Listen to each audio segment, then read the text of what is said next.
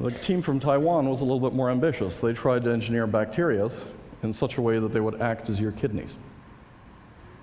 4 years ago, I showed you this picture. And people oohed and awed because Cliff Tabin had been able to grow an extra wing on a chicken. And that was very cool stuff back then. But now moving from bacterial engineering to tissue engineering, let me show you what's happened in that period of time. 2 years ago, you saw this creature, an almost extinct animal from Xochimilco, Mexico, called an ajolote, that can regenerate its limbs. You can freeze half the heart, it regrows. You can freeze half the brain, it regrows. It's almost like leaving Congress.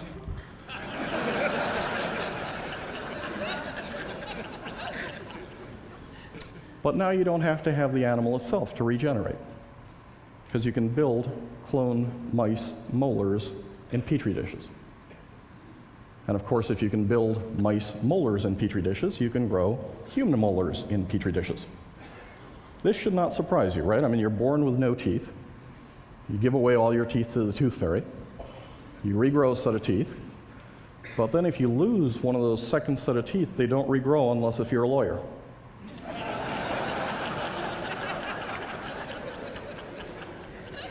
But of course, for most of us, we know how to grow teeth, and therefore we can take adult stem teeth, put them on a biodegradable mold, regrow a tooth, and simply implant it. And we can do it with other things. So a Spanish woman who was dying of TB had a donor trachea. They took all the cells off the trachea, they spray painted her stem cells onto that cartilage. She regrew her own trachea, and 72 hours later it was implanted. She's now running around with her kids. This is going on in Tony Atala's lab in Wake Forest, where he's regrowing ears for injured soldiers, and he's also regrowing bladders. So there are now 9 women walking around Boston with regrown bladders, which is much more pleasant than walking around with a whole bunch of plastic bags the rest of your life. This is kind of getting boring, right? I mean, you understand where this story is going. But it gets more interesting. Last year, this group was able to take all the cells off a heart, leaving just the cartilage. Then they sprayed stem cells onto that heart from a mouse. Those stem cells self-organized, and that heart started to beat. Life happens. This may be one of the ultimate papers. This was done in Japan and in the US, published at the same time, and it rebooted skin cells into stem cells last year. That means that you can take the stuff right here and turn it into almost anything in your body. And this is becoming common. It's moving very quickly. It's moving in a whole series of places. Third trend, robots. Those of us of a certain age grew up expecting that by now we would have Rosie the robot from the Jetsons in our house. And all we've got is a Roomba. We also thought we'd have this robot to warn us of danger. Didn't happen. These were robots engineered for a flat world, right? So Rosie ran on skates, and the other one ran on flat threads. If you don't have a flat world, that's not good, which is why the robots we're designing today are a little different. This is Boston Dynamics Big Dog. And this is about as close as you can get to a physical Turing test. Okay, so let me remind you, a Turing test is where you've got a wall. You're talking to somebody on the other side of the wall, and when you don't know if that thing is human or animal, that's when computers have reached human intelligence. This is not an intelligence Turing test, but this is as close as you can get to a physical Turing test. And this stuff is moving very quickly, and by the way, that thing can carry about 350 pounds of weight. These are not the only interesting robots. You've also got flies, the size of flies, that are being made by Robert Wood at Harvard. You've got sticky bots that are being made at Stanford. And as you bring these things together, as you bring cells, biological tissue engineering, and mechanics together, you begin to get some really odd questions. In the last Olympics, this gentleman, who had several world records in the Special Olympics, tried to run in the normal Olympics. The only issue with Oscar Pistorius is he was born without bones in the lower part of his legs. He came within about a second of qualifying. He sued to be allowed to run, and he won the suit, but didn't qualify by time. Next Olympics, you can bet that Oscar or one of Oscar's successors is going to make the time. And 2 or 3 Olympics after that, they are going to be unbeatable. And as you bring these trends together, and as you think of what it means to take people who are profoundly deaf, who can now begin to hear, I mean, remember the evolution of hearing aids, right? I mean, your grandparents had these great big cones, and then your parents had these odd boxes that would squawk at odd times during dinner. And now we have these little buds that nobody sees, and now you have cochlear implants that go into people's heads and allow the deaf to begin to hear. Now, they can't hear as well as you and I can, but in 10 or 15 machine generations, they will. And these are machine generations, not human generations.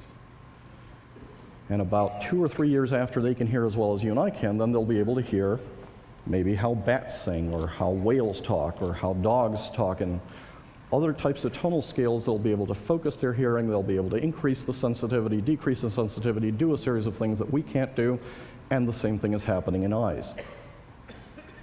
This is a group in Germany that's beginning to engineer eyes so that people who are blind can begin to see light and dark. Very primitive. And then they'll be able to see shape. And then they'll be able to see color, and then they'll be able to see in definition. And one day they'll see as well as you and I can. And a couple of years after that, they'll be able to see an ultraviolet, they'll be able to see an infrared, they'll be able to focus their eyes, they'll be able to come into a micro focus. They'll do stuff you and I can't do. All of these things are coming together, and it's a particularly important thing to understand as we worry about the flames of the present, to keep an eye on the future.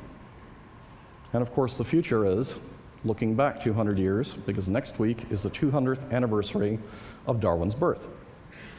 And it's the 150th anniversary of the publication of The Origin of the Species. And Darwin, of course, argued that evolution is a natural state. It is a natural state in everything that is alive, including hominids.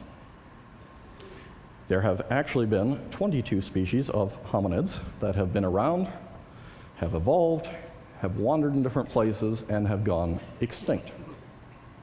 It is common for hominids to evolve. And that's the reason why, as you look at the hominid fossil record, Erectus, and Heidelbergensis, and Florensis, and Neanderthals, and Homo sapiens all overlapped. The common stage of affairs is to have overlapping versions of hominids, not one. And as you think of the implications of that, here's a brief history of the universe.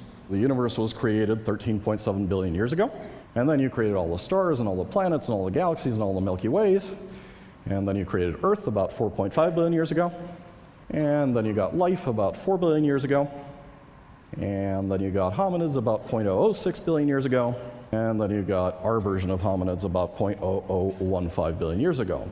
Ta-da! Maybe the reason for the creation of the universe, and all the galaxies and all the planets and all the energy and all the dark energy and the rest of the stuff, is to create what's in this room.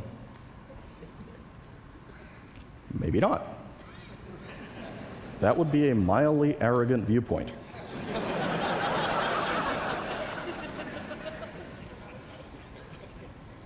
So if that's not the purpose of the universe, then what's next?